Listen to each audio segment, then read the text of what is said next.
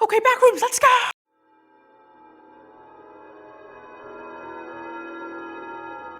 This video takes place on March 10th, 1982, which is about 7 years before the first attempt at the low-proximity magnetic distortion system, meaning that this video is the earliest installment in the series thus far. The video begins with a view of some trees before shortly cutting to a door inside a building, with fluorescent lights that are oddly similar to those within the complex. We then see a weird machine, presumably the prototype of the low-proximity magnetic distortion system. God, I am tired of saying that.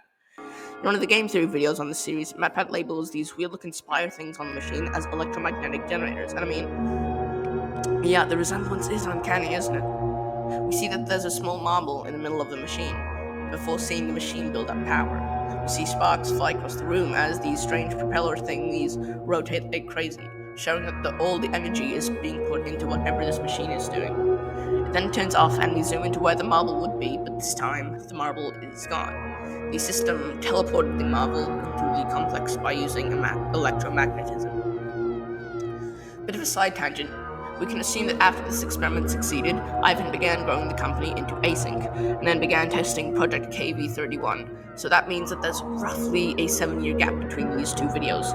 Assuming that it took a year to form async, and that means that for tests between 1 and 3, there was about a 2-ish year gap. That means that in the 4th test, async got very patient and suddenly rapidly find the machine every month or so, until it had been opened. This is evident by the spikes in missing persons cases before first contact had been made. Assuming that this little theory is true, this means async can be very rowdy at times, and by extension, Ivan.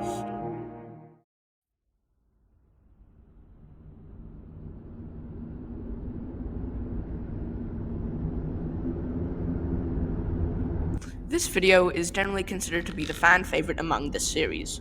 Pitfalls begins with the async logo before telling us the footage we're about to see was recorded by Marvin E. Lee, or Lay, depends on how you pronounce it, and this footage takes place on May 6th, 1990. We then see people walking into the room where you stood up to enter a complex. We see that the threshold outpost we saw them building in motion detected had been finished, so now we get a good look at the outpost Peter saw earlier. That means that whatever that blue flash was, he somehow sees the new outpost, even though just earlier there was nothing of it. Anyways, we see the 4 new members of this expedition begin drilling the red guideline rope into the floor, as to explore a new section of the complex.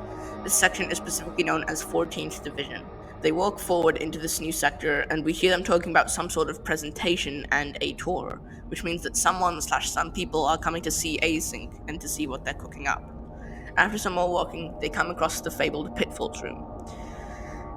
And they see a door across the pits, and another member of the group, whose name is Mark Bloom, decides to walk across the pits. He opens the door and sees something supposedly insane. Oh my god. What do you see? Everything okay? Mark tells Marvin to walk across the pits, and Marvin reluctantly agrees. As he walks across, we get another flash of blue text saying the following. While data could be inferred from these readings, no one actually knew what would be found on the other side. This most likely refers to whatever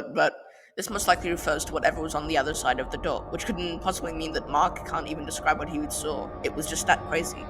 After some careful bouncing, Marvin falls down the pit, and we don't find out what Mark saw. Damn it. Instead, we see a strange greenish room, and after talking to his crew about how he could get back up the hole, he hears something. What's that? Marvin reasonably gets a bit unnerved by this and reluctantly tries to see if he can figure out where the voice is coming from. He looks down the right hallway and there is nothing. He looks down the left hallway and he sees a twisted gap on the floor. He crouches down to see what's on the other side and ends up seeing a whole neighborhood recreated in the complex with red light shining all over it. It's not like this neighborhood is in a big room, it is genuinely outside. He tells his crew about this, and they tell him to turn back, as it's not worth the risk. Holy crap, Mandela kind of reference. Then he responds with this. But what if Miller's right about the null zones? This line is very interesting, as it essentially reveals what null zones are and how people fall into the complex to begin with. He brings up null zones when they're talking about how a human could have possibly entered the complex without the threshold. So it's safe to assume that null zones are actually how people fall into the complex to begin with. That gives this video from Mar 11 archive.tar a whole new context. This is a space where people can fall through the floor into a completely different area of the complex. He wanders around this incomprehensibly large space, all while weird, warbling sounds play in the background. What these sounds are will be revealed much later on. After some walking, Marvin finds a house he believes the voice is coming from. He walks into it and finds a strange room with blue wallpaper, which Marvin reasonably finds odd. He walks down a cramped hallway and comes out in the room with some debris, showing that someone has indeed lived here. His team's radio gets staticky, so he just tells them to hold by, as he thinks he's almost found the person he's looking for. He turns the corner and finds something else. Marvin, That's not a person. what is that? That is not a fucking person! This right here is Async's first-hand confirmation that there is something else out there in the complex. Sure, there was the motion detected, but not much could be understood from that. It was just a blob pulling across the ceiling. This, however, shows the life form pretty close to Marvin, and it is making sounds that are terrifying, much more terrifying, in fact, than the ones from fan footage 1. Marvin gets terrified and immediately begins running away from the life form, but not before tripping. He's so silly. Marvin. His team gets worried and immediately begins setting up the way for Marvin to get back up the pit as Marvin is running down the street. He makes it back to the gap in the wall and says that he's here and he's ready for his team to pass down the way to get up. The life form's howl does get much quieter, but at this part you can almost hear creaking through the gap,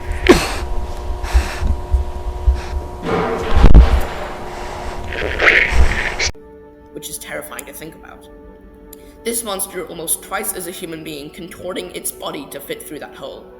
Luckily, before we can see what that would look like, they send down the briefcase and he manages to make it up. The video ends with a terrified Marvin hiding in the hole he fell down, looking back up at the pit.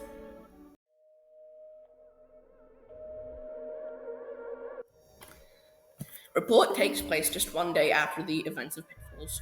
We get a view of a hill, presumably the hill that Async is built on, and then a view of the Async building. We see a tape recorder play, and then we cut to the big barrier in the threshold outpost being opened, showing 4 people in suits on the other side. These people are the same 4 people we saw in the expedition yesterday, showing that Marvin did in fact survive, luckily. Then cut to a guy whose name is Anthony Dawkins. We don't know much about this fellow yet, as of me writing the scripts. We then see a doctor walking down a hallway, whose name, though not explicitly said in the video, is Kirk Maxwell. We then cut to a room with a VCR before seeing a scientist watching the VCR. Cut back to Kirk entering the elevator. We then see another scientist, whose name is Clyde, watching the tape. And we see both scientists watching the tape of Marvin encountering the life form. Their faces slowly go from, okay, what we got here, to, oh, what's that? To, wait, actually, what is that? To, good lord, what the hell is that? We see one of them moving the tape back to try and get a good look at the life form, but the footage is just too blurry to make anything out. We then cut back to Kirk walking down a hallway and then talking to someone on the phone, presumably about what to do to make sure no one is hurt by the life form. We then see the first room in 14th Division before seeing the entrance, and as we slowly zoom out, we see people barricading and boarding up the entrance. Async has a presentation in just a few days, and they cannot let anything go wrong, so they just decide to board up 14th Division. We also see them installing window barriers in the outpost, just for some extra protection. In the description for this video, there is another link to a secret video. This one is footage of a car on the highway falling through a null zone, showing that the complex is slowly tearing reality apart.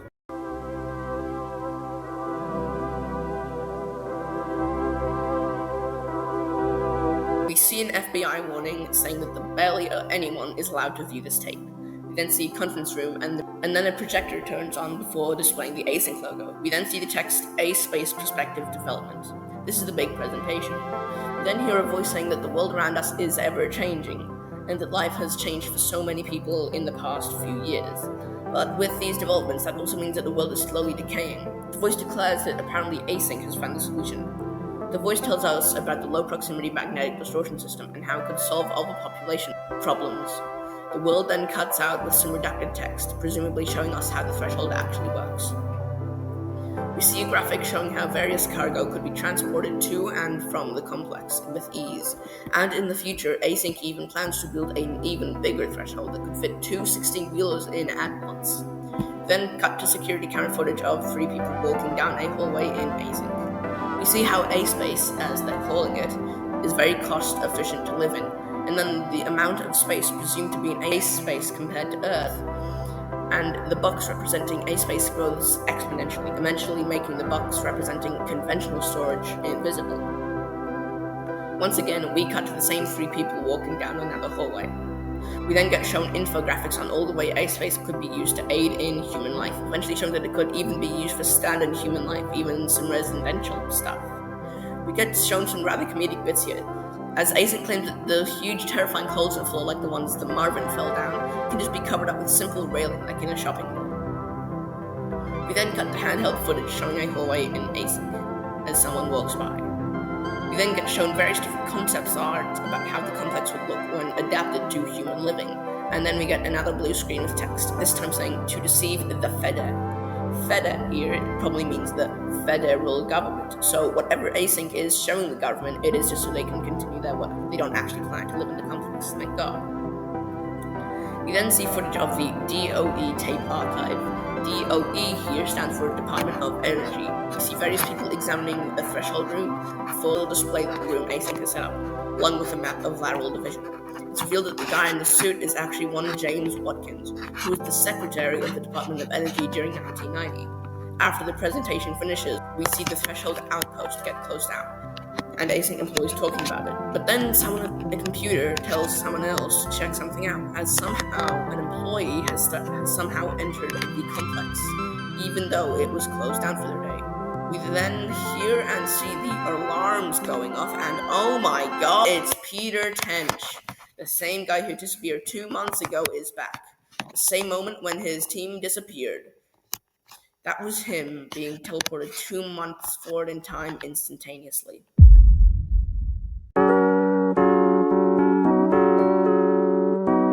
This video takes place 19th of August, 1995. We see a girl recording in her garage. For the sake of conveniency, I'll call her Madison, as that's the name of her voice actor. Madison says that there's something weird in her garage, and she walks over to a marked square on the floor. She says what's about to happen is really freaky, and then proceeds to pick up a chunk of wood chips and lets them slide off paper, and the wood chips phase straight through the floor. There's a null zone in her garage. Madison then demonstrates this with a baseball, and once again it phases through the floor. She then uses a tape measure to see how hollow deep is, and I've got to say, the use of practical effects here is incredible. Kane is really good at combining VFX and real life together. Anyways, lowering down enough, she claims that it's vibrating before she and a bunch of other stuff in the room get sucked through the null zone into the complex. She is reasonably frightened by this and wanders around a little bit, calling for help to see if there's anyone nearby, before seeing a kitchen set. There's this one really good comment on this video that says that it's funny, the first thing the girl sees in the complex is a kitchen. Anyways, she walks to an adjacent room and turns on lights, only to see vertically stretched chairs.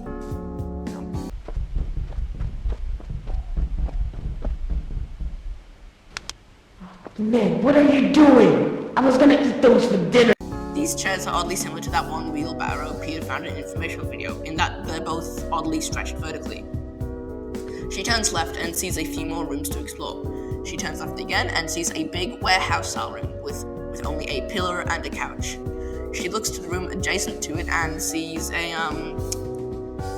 hole in the floor. It's worth noting that this hole is very oddly shaped. Like, it doesn't look something made this hole. It looks like it was just built like this. It's oddly square. It's too perfectly jagged for it to be a real hole that was made. Madison peers through the door nearby and sees the same style of gallery rooms from Found Footage 1, along with some strange music playing in the background. Madison backtracks a bit and heads forward at this oddly shaped gap in the wall. After walking up a slope, she sees a huge room with 3 layers of its roof gone, showing 4 floors of the complex all at once. There's some weird shadows on the roof, which comes from this window with a light behind it shining on some mold growth, the same bacteria that covered Bolton's corpse. Madison walks forward, getting more and more unnerved by the minute, until she sees the strangest thing we've seen in the complex thus far.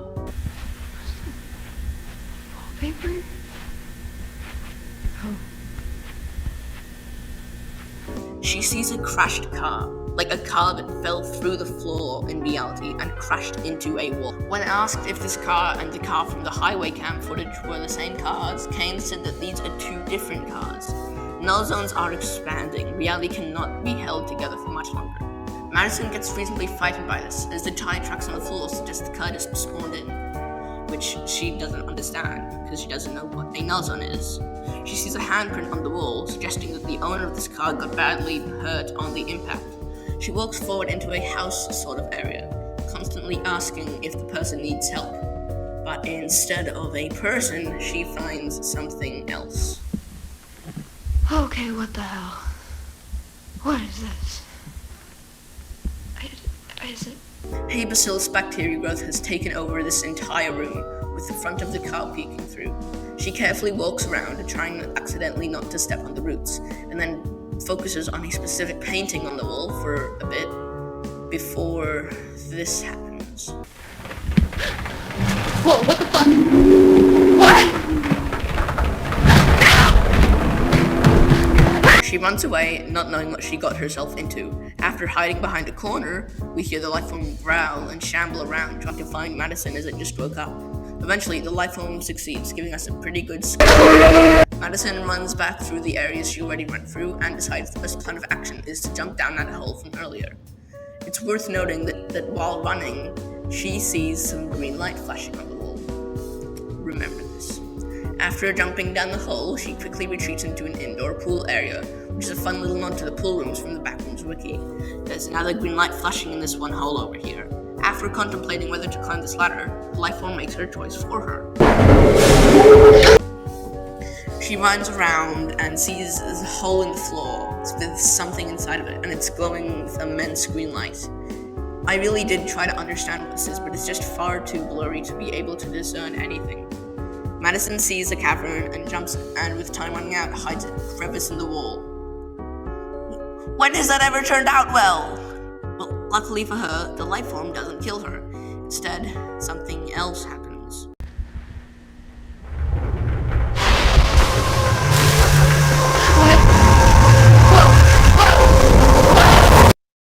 Out of nowhere, green cracks flood the walls, ceiling, and roof, forcing the camera footage to cut out. This is one of the strangest things we've seen in the series so far. This is completely unique to Kane's Backrooms. The sound coming from him is really odd, and this phenomenon is yet to be explained. Strangely, just before the cracks appear, this wall slightly moves to the right. Remember this entire sequence, it will be very important later. In the description for this video, another hidden video is listed. This video is a home footage reel from a long time ago, showing various clips of people doing things. Wow. The main things to note is this diagram, which, although I forgot the name of it, suggests that the Earth is in the center of the whole universe. And another thing to note is how this video ends. It zooms into a painting of a woman. The very same painting, in fact, that was in the room overtaken by growth. This painting was made by an artist named George Brem, and this artwork was for a Woman's Home companion magazine. Kane himself has stated that Ivan Beck did know George Brem during his lifetime. And I believe with this knowledge, this pair of videos help us figure out what the complex actually is. In my opinion, the complex is based off of Ivan Beck's mind, and whatever happens in Ivan's life, it gets recreated in the complex, constantly expanding the huge building. This is why Ivan is so persistent to continue Project KV-31. It's because he knows this place is part of his mind. He wants to understand it any way he can. So I basically stole that theory from Red. Go check out her videos, that'd be. And to add on to this whole conspiracy, the next video is called I Remember. This video is essentially a poem about how the protagonist once had a home, but then the home fell into the sea, and a bunch of trippy mirrored imagery related to async plays as the person is speaking. The video ends with the voice saying, "You have always been here." It's very clear that this video will have a lot of plot relevance in some way, and it's safe to assume that everything in this video is related to Ivan Beck. Kane has said that the Backrooms series is mainly about Ivan Beck and async, and the complex is just a way to tell that story, and I think this video definitely reflects that. After the presentation is successful, async decides to venture back into 14th Division as there are so many unanswered questions in there, but not before using a rover to make sure there is no life form there. It is worth noting that the Pitfalls room is labeled as room 14D, and as the rover is driving by, we're going to get a look at room 14B, which is this weird room with stumps coming out of the carpet, and room 14C, which is this straight room with this ominous dark section that will be explored in a few minutes. Once the rover confirms that there is no life form, which async apparently calls Marvin's friend. We've just reached 14D. There are no visible signs of Marvin's friend. That is absolutely not the name we're going with. Well, then you better start working on a new one. A bunch of workers begin working on platforms to put over the pits in 14D, as to see what's behind the door. 3 other workers venture into the dark section of room 14C, as to see what's in the dark area. This team compromises of Randall Tashi, Mark Bloom, who was the same guy who saw what was on the other side of the door in Pitfalls, and drumroll please,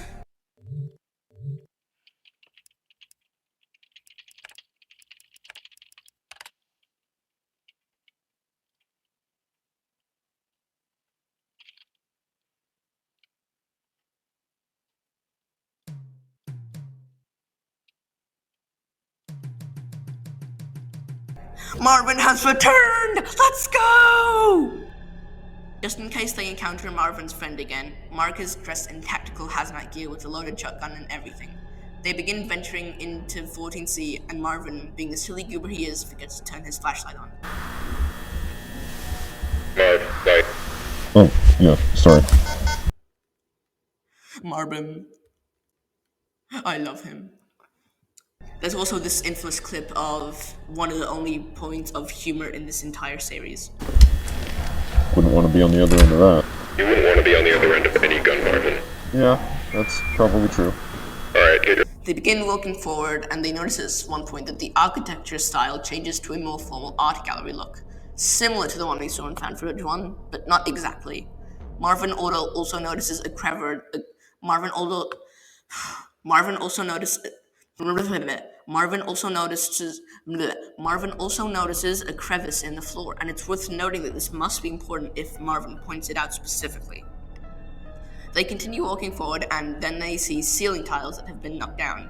Marvin doesn't know whether the place was just built like that or if the tiles were knocked down, but he starts believing it's the former. After walking some more, Randall claims that he's found something odd. Mark and Marvin, the dynamic duo, head towards Randall to see what it is, and it appears to be some kind of map of the 14th Division. The 3 of them get unnerved by this and attempt to call in standard, but they have ventured too far out, as the radio signal is a bit staticky. While walking back, the 3 of them suddenly get ambushed by someone. Oh no, let's see what... Oh my god! He's got my gun! He's got my gun! He's got my gun! Don't move! Never you move! Okay. The person steals Mark's gun and says he doesn't want to hurt anyone, but he will if he has to. The person asks how many people are around the complex right now, to which the team responds that they don't know. Suddenly, Marvin realizes that this person is in fact Peter Tench, the same guy who disappeared 2 months ago is somehow back. Marvin says that he doesn't understand this and that he thought Peter died. Peter knows this, and he says that that's what async did. He claims that async made everyone think he's dead. His wife and children think he's dead. He asked the crew if they held a funeral, to which Marvin responds that they did. This means that async held a fake funeral, which this newspaper from an unlisted recording video called Recording 14 only confirms more, showing that there was a car crash, but it was faked, presumably to cover up what actually happened to Peter, which was that he just disappeared. Mark decides to call in the team working in 14D, saying that his crew is being attacked by a hostile, and they are requesting backup immediately. With no other choice, Peter ultimately ends up deciding to shoot Mark with the shotgun, and then run away, leaving Mark in critical condition and telling everyone to tell his family that he is in fact alive.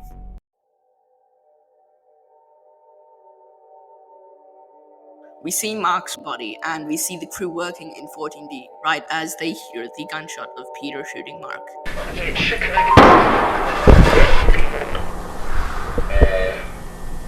Who's that? I want to say that this whole opening sequence is very cool. It feels so cinematic for some reason. Anyways, we see security camera footage of Peter running through the complex, holding many people at gunpoint, eventually going through async as he runs out the building into the cargo elevator, even though personnel did try to stop him. We then cut to footage of a presentation with a voice talking to a crowd about the events that just unfolded. I'm going to summarize it to the best of my ability. On March 1st, a team was sent out to explore a new chunk of the complex, but while doing so, one of the members of the team, whose name was Peter Tench, as we obviously know, somehow was transported 2 months in time instantaneously. To his crew, however, Peter just disappeared, and they went back to the threshold not knowing where he was. Because of this, Async had to fake a cover-up death to provide closure to the Tench family, as this project is too under wraps for anyone to know anything. But then, on May 8th, Peter somehow returned to the threshold out of nowhere, right after the presentation with the government. They immediately took him in to see if he was fine, but Peter claims that he had just been in the complex for about 3 hours. Luckily for the research crew, Peter was the cameraman for the expedition when he disappeared. They analyzed his camera footage and ultimately concluded that the moment with the blue light is the moment when he was transported 2 months forward in time. But there was still the significant fact that Peter was still legally considered to be deceased. Peter was aware of this and was willing to cooperate, but being stuck underground in the middle of nowhere did take a toll on Peter's brain, and on the 22nd of May, he took a ran for it and ran back into the complex, believing that Async was trying to do him harm. This ultimately ended with what happened in Reunion, with Peter ambushing Team B and running through Async, holding many people at gunpoint before exiting the building and make it into the hillscapes outside. Now, Async claims that Peter died while frolicking about, saying that he didn't realize a dip in the floor and hit his head on a large rock. They said I died to a rock. Seriously, a fucking rock? Obviously, this whole death is very sketchy, and Async is most likely lying, considering that at the end of this video, we see footage of a town square of some sort with a man running around it, presumably Peter. The video ends with a phone ringing at some sort of crowd event. I have a little theory, hear me out. What if this is the same party that Peter heard in the null zone from informational video? Maybe someone answered the phone and that's what caused Peter's time jump in the past. What if the person ringing the party is Peter and this is his family's house and he's trying to get a hold of them after he escaped Async? But by doing this, he ultimately causes Peter in the past to commit to the time jump. It would feel oddly symbolic, like Peter caused this to himself. If this theory is correct, then that means the phone, and by extension radio waves, can very much screw around with the complex and make really strange stuff happen. So, that was my second part of my Kane Pixels Backrooms analysis theory, and certainly not the last time I'll be analyzing his work. I plan to release part 3, hopefully March or April. Bye-bye.